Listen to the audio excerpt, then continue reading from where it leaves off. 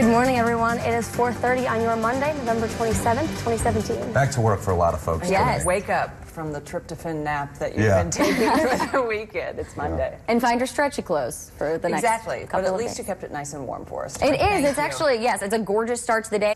Congress returns from Thanksgiving recess today with a big task on its plate, passing tax reform bill. President Donald Trump tweeted praise for the bill overnight. He said the bill is getting better and better. President Trump expressed hope Republican senators will, quote, come through for all of us. He plans to lobby some on-the-fence Republicans tomorrow. President Trump is going against fellow Republicans by aligning himself again with Alabama Senate candidate Roy Moore. Trump criticized Moore's Democratic opponent in a tweet Sunday. He said, quote, the last thing we need in Alabama and the U.S. Senate is a Schumer-Pelosi puppet. Some GOP senators want Moore to step aside after 9 women have come forward. Alabama Democratic candidate Doug Jones urged supporters to get out and vote at a campaign event yesterday in Greensboro, Alabama. Jones highlighted his commitment to health care and his history of prosecuting members of the KKK. Jones also took time to talk about his Republican opponent, Roy Moore. Although Jones didn't specifically mention the numerous sexual assault claims against Moore, he did say the public isn't paying enough attention to what he thinks really matters. But one of the things that's getting lost is issues. Because he hadn't been talking about issues from day one in this campaign. And there's a reason. Because he's not in the mainstream of Alabama at all. He's on an extreme view, and health care is a prime example. The special election to fill the Senate seat left vacant by Attorney General Jeff Sessions is set for a week from tomorrow. Police are crediting an off-duty officer with stopping a potential shooter at Costco near Kansas City. The officer was shopping when a man came in yelling and waving a gun around. As shoppers left the store, the officer got out his own gun and showed his badge to prove he was an officer.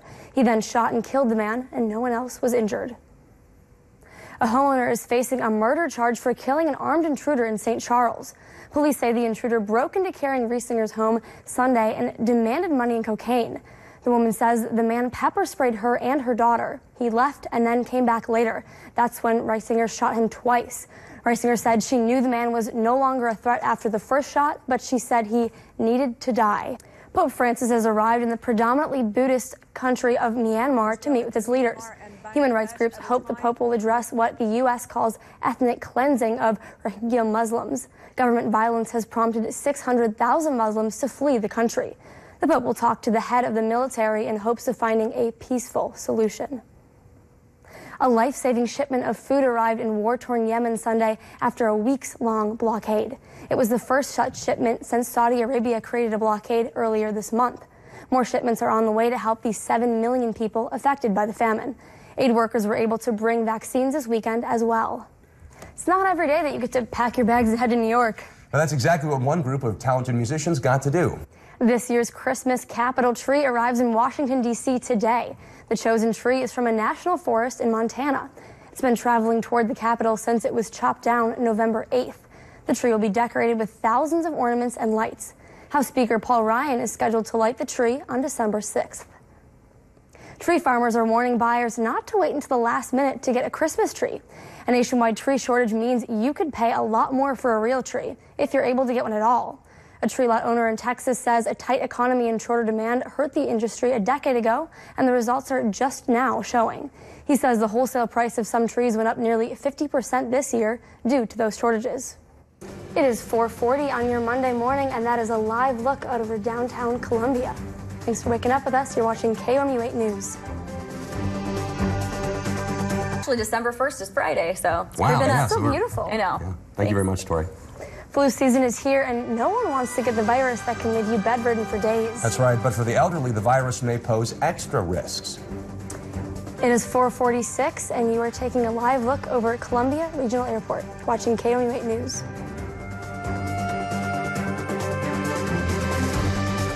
A new research reveals potential benefits and harms to kids and teens who drink tap water. A University of North Carolina study found children who drank tap water were much more likely to have elevated levels of lead in their blood. But kids who did not drink tap water, which usually contains fluoride, had a higher risk of tooth decay.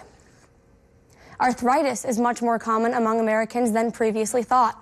Researchers at Boston University say current estimates are only based on doctor-diagnosed arthritis, but when they included patients with chronic joint pain, estimates were 68% higher.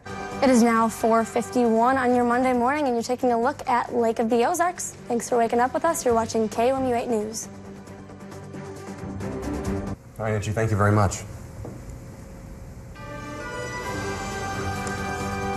It is 4:56 on your Monday, and you're taking a look over at Jefferson City. We will be right back.